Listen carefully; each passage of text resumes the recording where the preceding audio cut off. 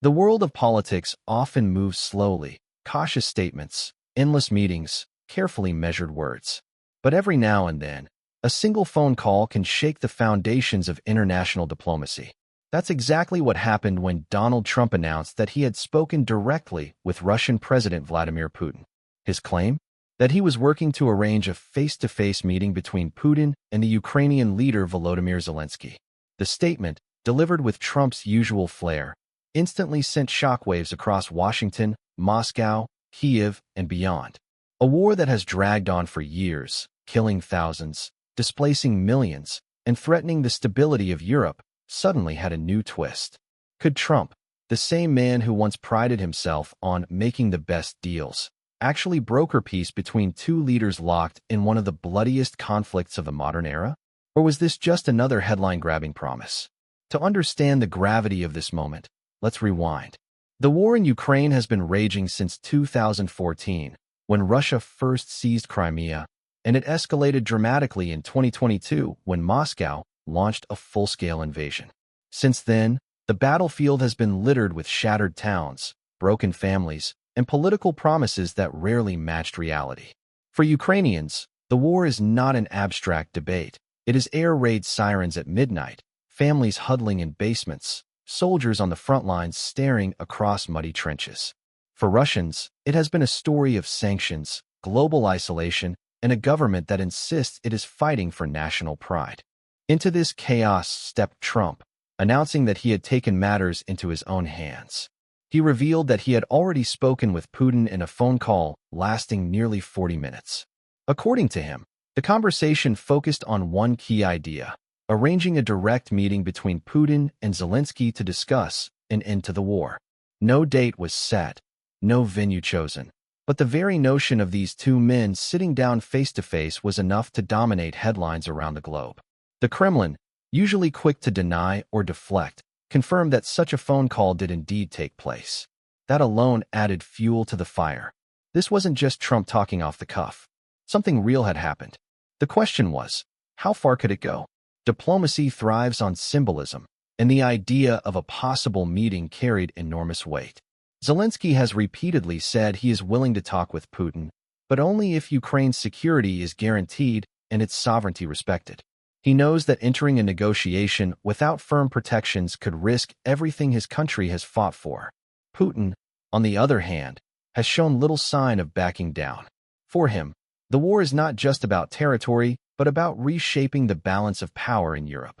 Trump positioned himself right in the middle of these two narratives, claiming he could be the man to bridge the divide.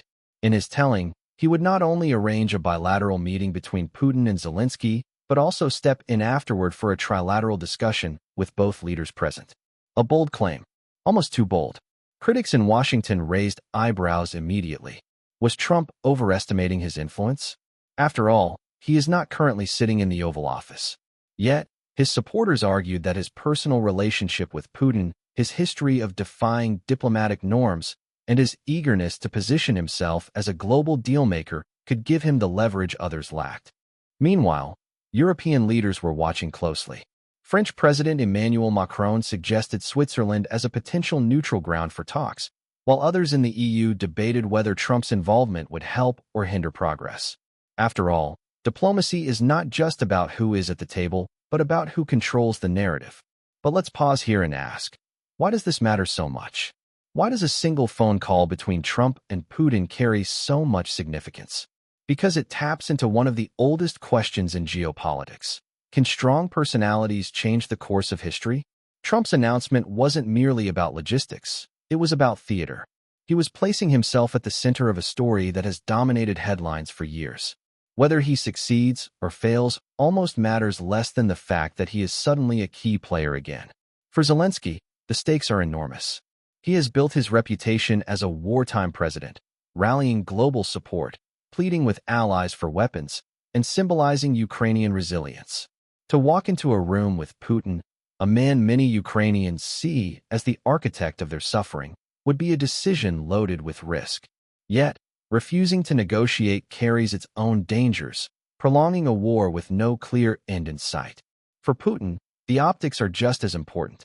Agreeing to a meeting signals that he is willing to at least appear diplomatic, even as Russian missiles continue to pound Ukrainian cities.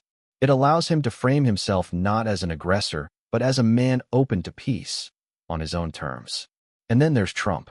His statement came not from an official government platform, but from his own voice, his own branding, his own determination to stay relevant. By inserting himself into the Ukraine war narrative, he positions himself not just as a former president, but as a potential global peacemaker, someone who could, at least in his telling, achieve what others have failed to do. The media frenzy that followed was predictable.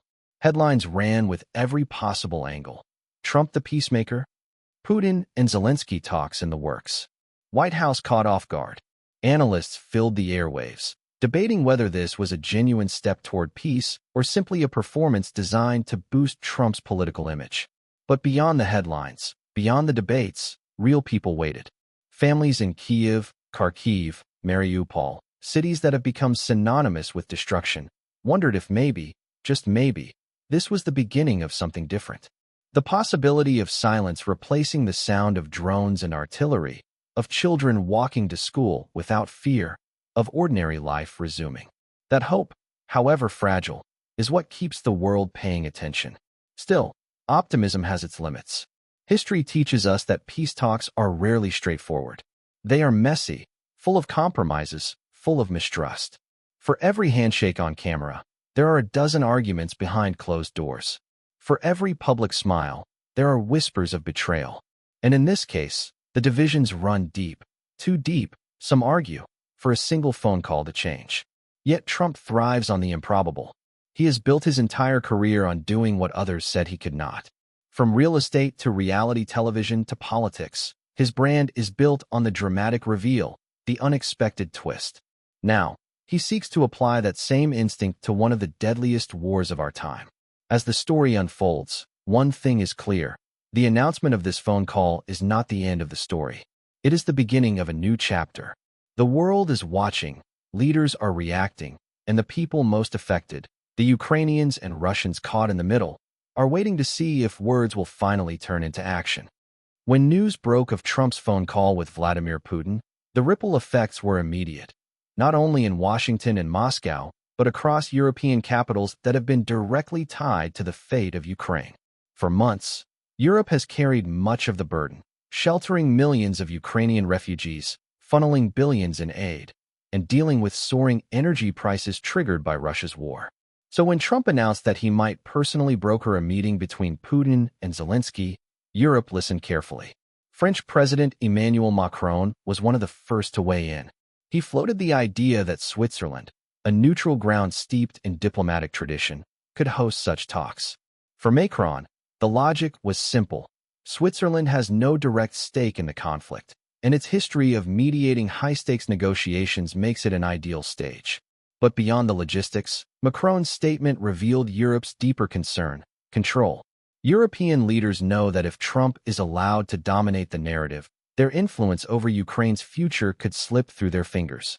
In the United Kingdom, Prime Minister Keir Starmer cautiously welcomed the prospect of dialogue, but quickly added that security guarantees must be central. His words reflected a fear that has haunted European policymakers from the start. What happens if Ukraine is left vulnerable once the guns fall silent? For the UK, as well as for France and Germany, peace cannot simply mean a pause in fighting. It must mean a framework strong enough to prevent Russia from reigniting the war months or years later. Germany, too, spoke with guarded optimism.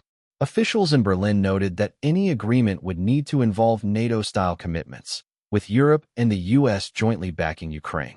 In other words, if Russia ever tried again, Ukraine would not stand alone.